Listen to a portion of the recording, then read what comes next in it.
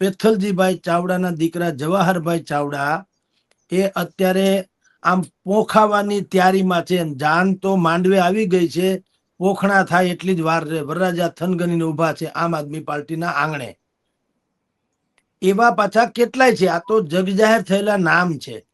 આમ ભારતીય જનતા પાર્ટીના લોકો પણ કહે છે કે જવાહરભાઈ ચાવડા આમ આદમી પાર્ટીમાં જવું જવું થઈ રહ્યા છે.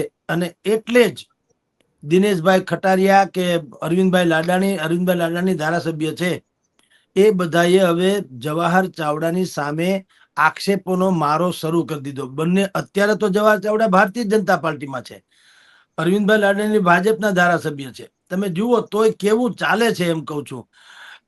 સામાન્ય રીતે ભાજપ અને ભાજપની વિરુદ્ધમાં કોઈક કંઈક બોલે તો શિસ્ત ભંગના પગલા રૂપે એને નોટિસ આપવામાં આવતી અને એને કાઢી મૂકવામાં આવતા.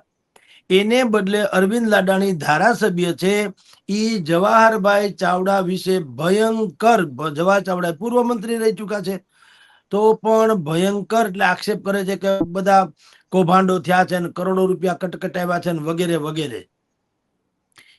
તેમ છતાં ભારતીય જનતા પાર્ટીએ અરવિંદ લાડાણીને રોક્યા નથી, જવાહર ચાવડાને સમજાવ્યા નથી.